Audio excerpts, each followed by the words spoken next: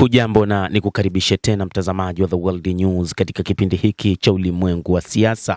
Jina langu ni Adam Hussein, lakini moja kati ya yale tuliyokuwa nayo ni kile anachosema Rais Masoud Pezeshkian, rais wa Iran, kwamba Jamhuri ya Kiislamu ya Iran inapigania haki zake halali katika mazungumzo na Marekani.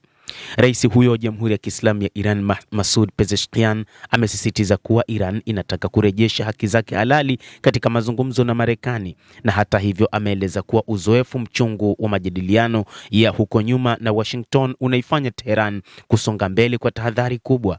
Akizungumza katika kikao na mkuu wa majeshi ya Pakistan Field Marshal Asim Munir mnamo siku ya Jumamosi ya wiki iliyopita, Rais Masoud amemshukuru kwa juhudi zake na serikali yake katika kuimarisha amani na usalama wa kikanda, na amesema watu na viongozi wa Pakistan ni ndugu zetu na tuna mapenzi ya dhati kwenu. Sisi ni Waislamu, ni mwili mmoja, ni ndugu, hatuna budi isipokuwa kuungana. Lazima tujitahidi kupitia ushirikiano kuboresha hali zetu na za Waislamu ulimwenguni kote, Rais Masoud Pezeshkian anasema. Rais huyo wa Iran amesisitiza kuwa Waislamu wanapaswa kuimarisha umoja na mshikamano wa umma wa Kiislamu kupitia mahusiano ya kivitendo na kuimarisha zaidi uhusiano wa kiuchumi, kijamii, kisiasa na kiutamaduni baina yao. Ameashiria kujitolea kwa Iran kwa mifumo ya kisheria na kimataifa. Rais Pezeshkian amesema, tunataka kurejesha haki za taifa letu, lakini historia na uzoefu wetu wa mazungumzo na wa Marekani vinatulazimisha kuwa na tahadhari kubwa. Rais Masoud amesema na kusisitiza pia kuwa vita havijawahi kuwa na faida kwa yeyote, akiongeza kuwa Marekani haitashinda katika mzozo huu. Nchi za eneo hili na dunia nzima ndizo zitakazopata hasara kubwa. Utawala wa Israel ndio upande pekee unaotaka kulinda maslahi yake katika eneo hili kupitia vita na machafuko. Rais Masoud Pezeshkian amebainisha kuwa Iran haina imani na Marekani kutokana na ukiukwaji wa mara kwa mara wa majukumu yake, kuanzisha mashambulizi wakati wa mazungumzo na mauaji ya maafisa wa Iran. Katika mazingira haya, Jamhuri ya Kiislamu ya Iran, ikitegemea uhusiano wa kindugu na nchi rafiki kama Pakistan, imeanza njia ya mazungumzo, amesema, akisisitiza kuwa lengo kuu ni kulinda maslahi ya taifa la Iran kupitia njia zinazofaa. Kwa upande wake, Field Marshal Asim Munir ameelezea kufurahishwa kwake na mkutano huo na kusema mchakato wa mazungumzo unaendelea vizuri. Amemsifu rais wa Iran. Mkuu huyo wa jeshi la Pakistan ameongeza kuwa utawala wa Israel unatafuta maslahi yake kupitia mgawanyiko na mivutano miongoni mwa Waislamu.